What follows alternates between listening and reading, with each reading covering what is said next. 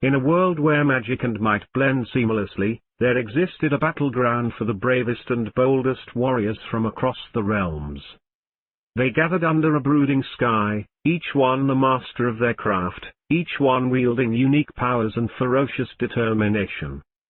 They were known as the champions of the dark skies, and this was the time for the Grand Conclave, a tournament held only once every century. As the champions congregated, the air crackled with the impending storm of combat. Among them stood Horatio, a knight adorned in armor that shined like the moon, carrying a sword that had never known defeat.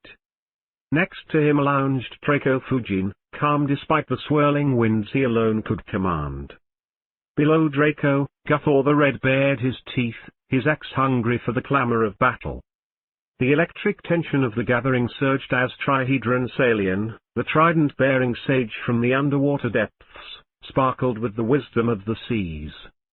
Beside him, Yuki, the frost conjurer, summoned snowflakes that danced around, never reaching the ground. Each champion was prepared to unravel their latent energies to earn the title of the ultimate warrior. Before the clashes commenced, the champions mingled, casting careful, assessing gazes upon one another. Balus, with his dark aura and formidable psychic strength, whispered secrets to the winds. Amai Shoujo, a healer with a heart tempered by battles past, glowed with an inner light, mending the spirits of those who hovered near. Then the trumpets sounded, resonating through the darkened sky. The time had come.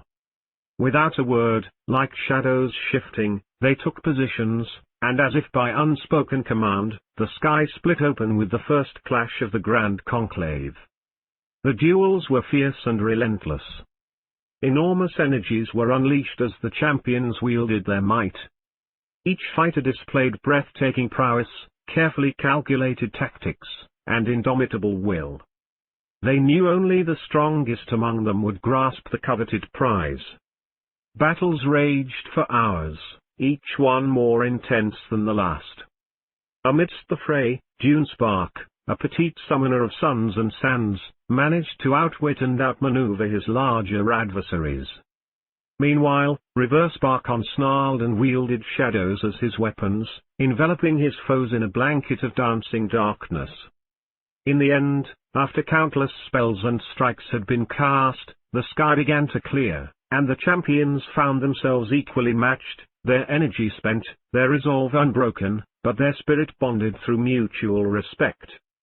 It was evident there would be no single victor that day, for the true outcome of the Grand Conclave was the forging of a fellowship among those who had once been rivals.